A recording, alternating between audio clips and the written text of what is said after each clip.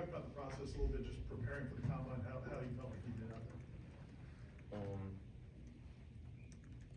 January 1st, I went to my training facility.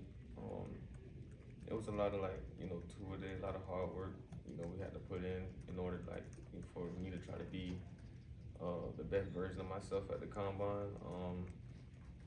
It was just like things I ate, to how I slept, to how much I hydrated. I took all those things into factor. My overall performance at the combine, I feel like I had a good combine. I feel like I checked off every box that I needed to check off in order to put myself in the best position coming up into the draft.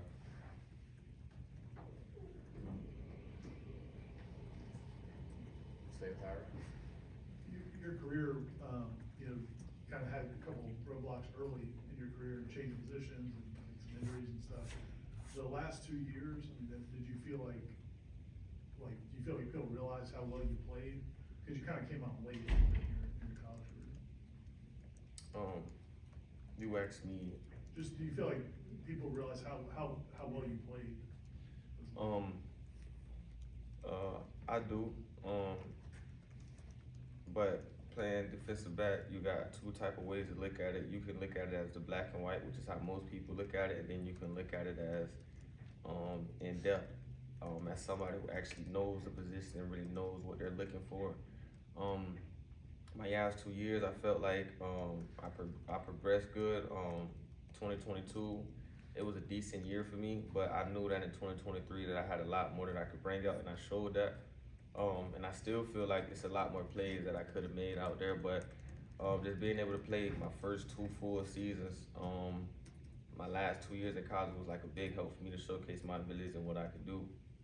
I feel like my best ball is like, yet to come. All right, we'll go to Chris, front row on your left. What are your plans Friday as far as what you're gonna do at Pro Day? As of right now, I just been planning on doing position drills and then doing the 5-10, 5 shuttle. All right, we'll go to Jordan, third row on your left. Johnny just talked about the experience of being with his former teammates at the combine. How special was that to be with 11 of your former teammates, and how much more comfortable does it make you feel? Being with them guys, it was just like all the hard work we put in. We didn't get the opportunity that we deserved to go in the playoffs, but seeing that a lot of us had the opportunity to go to the combine, it was like, everywhere we walk, we're walking like a mob. It's like Florida State, Florida State, Florida State, like, and guys really, recognize and respect that, It was an awesome experience because it's like, not only for myself, but to see my teammates there and to see all of us, showing out, putting the same thing we did on film, and during the season, we put that same exact thing on display at the combine to show them it wasn't a fluke. Like everything you seen, anything, like nothing was ever a fluke. Like I honestly feel like that team, we should have been in the college football playoff to have a chance to go win it all. Go to Kurt, front row on your right. Hey Renardo, I think I saw you at the media event on Monday and then at practice yesterday. I guess what has this week been like? Y'all all after the season kind of went your own ways to train, and has this week felt like a bit of a reunion? All the guys coming back together here. Yeah, just 'cause we talk to each other a lot and like through the process and stuff like that, but actually getting face to face again and getting back into like our backyard, our home environment, it's just a good feeling. It does feel a little different from like being alumni now and not being like an actual student here at Florida State. That feels a little different, but other than that, Tallahassee gonna always be Tallahassee to us. It's like our backyard. All right, next question will come from Logan on Zoom. Hey Renardo, just want to know, you've probably heard from a lot of teams, but have there been a few that have been in close contact with you as of lately? Yes, I talked to Seattle a lot. I talked to the Colts, the Cardinals, and it's a few other ones that's out there.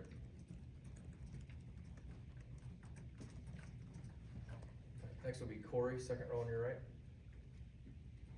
The drills are one thing, the athleticism is one thing, but is it, in your eyes, I would imagine, the most important thing, what you put on film? Obviously, Malik Neighbors is being talked about as a top 5 pick. You played against the best of the best 2 straight years. Isn't that something that speaks for itself when you're talking to GMs and scouts and everything? Yes, it's something that comes up. I do believe film is the biggest part, but it's not the only part when it comes to like evaluations and how the NFL and stuff look at certain things. But honestly, when you turn the tape on, you know, I was following him a lot of the game, him and the other receiver, Brian Thomas. I was playing on both of them. I felt like I held up. I not only did, you know, they not go for some crazy numbers how they went like a few weeks after for like 2 touchdowns, 240 yards. I also made plays on the ball and got the ball, was in position to put myself in between the man and the ball. I feel like ain't nobody guard him how I did. I pressed him most of the game. Like that's one of the hardest things to do as a DB. And it shows the confidence that our coach has to say, my guy versus yours. Go out there, leave him one-on-one, and let him go make his play. We ain't got to roll no coverage to him. We ain't got to trap the flat. We ain't got to put him in cover 3. Just go play man and just go get the job done. So that's something that I feel like separates me from a lot of other people, just because of the aspect that, you know, I can do a lot of things other people can't. And in regards to that, it's like an example. Stay there for Ira. You and some of the guys that were here for 4 or 5 years, you know, went through a lot, coaching changes and just a lot going on at this program and where it was when you got here to where it is now. Can you talk about that journey? How proud are you of where you guys are leaving Florida State? It's been a dream of mine to come to Florida State. Florida State always been my dream school. So coming here and every accomplishment we got as a team, every personal accolade or achievement I got by myself, I hold all it close because it wasn't just like, I just happened to go to this school and went down this way. You know, you talking to a guy that said since he was 5 or 6 years old he wanted to go to Florida State. So that was a kind of big part of when, you know, we kind of had the ways to, we could have left during the bad days. You know, I could have left, but like, oh, I really, you know, like this is me. This is what I love to do. Like this is my school. So staying through it, persevering, and knowing that it was gonna change, like telling people it's gonna change, and they like, nah, it ain't gonna change while you there. Nah, this ain't gonna happen. And then they go and change, like the same people. It's like they'll forget that they said that. I ain't gonna go rub it in your face or nothing like that, cause I ain't that type of person. But they'll forget that they said that. And I just look at them like, I knew you ain't know nothing. Like I knew from the get go, but I knew you ain't know nothing.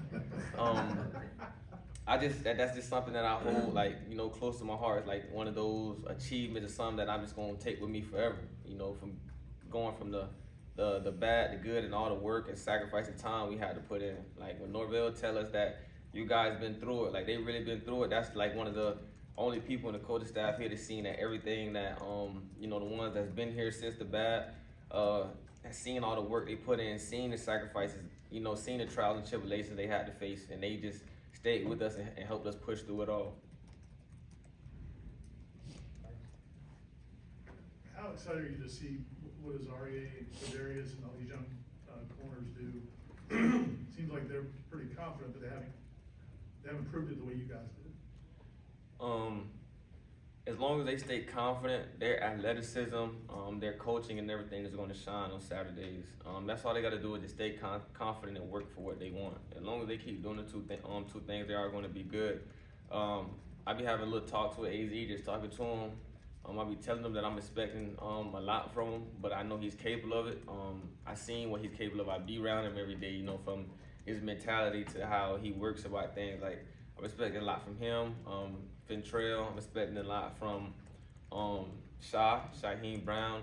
I'm expecting a lot for a lot of them guys, you know, even older guys like Kevin Knowles and Greedy Vance to kind of like just, you know, step up and take that, you know, that next step in their game, that next step off the field as well. Like I'm expecting a lot from that secondary. Even though they're younger, that doesn't mean anything. Experience means something, but they have a lot of depth and they have a lot of athleticism. They have great coaching.